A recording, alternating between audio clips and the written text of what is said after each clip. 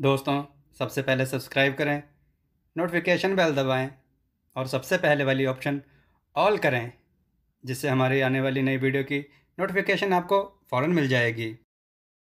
जय श्री राम भक्तों। दोस्तों, जो हमने वीडियो में प्रश्न पूछा था कि बद्रीनाथ धाम कहाँ पर स्थित है, तो उसका उत्तर है उत्तराखंड के चमोली जिले में। चलिए आज की कथा श्रवण करते हैं। आज की कथा है एक चतुर ब्राह्मण और राजा के 3 सवाल। आइए कथा श्रवण करें। बहुत समय पहले की बात है। किसी नगर में एक विद्वान राजा राज करते थे। जिस प्रकार राजा खुद विद्वान थे, उसी प्रकार उनके मंत्रिमंडल में बहुत से विद्वान व्यक्ति थे, यानी विद्वान मंत्री थे।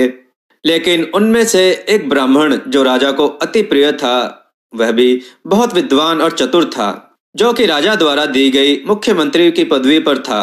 बहुत से दरबारी उस मुख्यमंत्री की पदवी पाना चाहते थे, लेकिन यह मुमकिन नहीं था, क्योंकि उस जगह पर वह ब्राह्मण पहले से था। एक दिन राजा ने एक दरबारी के सामने ब्राह्मण की तारीफ की। इससे दरबारी को बहुत गुस्सा आया और वो बोला, महाराज बेवजह ही ब्राह्मण की तारीफ करते रहते हैं। यदि ब्राह्मण उसके 3 प्रश्नों का उत्तर दे तो वह भी उसे बुद्धिमान मान लेगा। राजा, जो हमेशा उस ब्राह्मण की जवाबदेही की परीक्षा लेने का आनंद लेते थे, सहमत हो गए। उस दरबारी ने राजा के सामने 3 प्रश्न रखे। आसमान में कितने तारे हैं, पृथ्वी का केंद्र कहाँ है और दुनिया में कितने स्त्री और पुरुष हैं।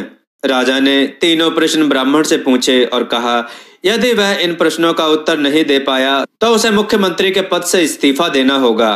पहले प्रश्न का उत्तर देने के लिए ब्राह्मण एक भेड़ लेकर आए और बोले, जितने इस भेड़ के शरीर पर बाल हैं, उतने ही तारे आसमान में हैं। मेरे मित्र, अगर चाहो तो गिनकर देख सकते हैं। राजा ब्राह्मण की तरफ देखकर चकित हुए और बहुत मुस्कुराए, क्योंकि वे समझ गए थे कि ब्राह्मण ने अपना कार्य कर दिया।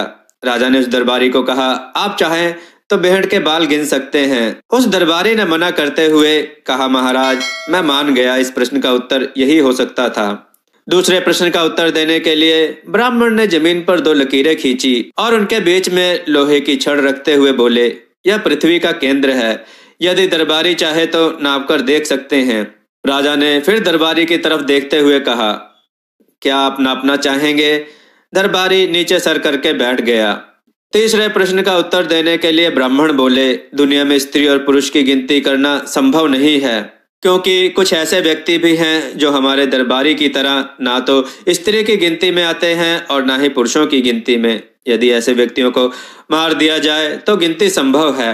राजा ब्राह्मण के उत्तर से बहुत प्रभावित हुआ और उसने मुस्कुराते हुए दरबारी को कहा, क्या आप इनके उत्तर से सहमत हैं? दरबारी ने हाँ में सिर हिलाया और नीचे गर्दन कर कर बैठ गया। राजा ने ब्राह्मण को ढेरों सा इनाम दिया। दोस्तों, आपको यह कथा कैसी लगी? अपने विचार और सुझाव कमेंट में जरूर दें। हमारी कथाओं को लाइक करें, हमारे चैनल को सब्सक्राइब करना ना भूलें। हमारी कथाओं को शेयर जरूर करें, जिससे लोगों को अच्छा ज्ञान प्राप्त हो। जय श्री राम भक्तों।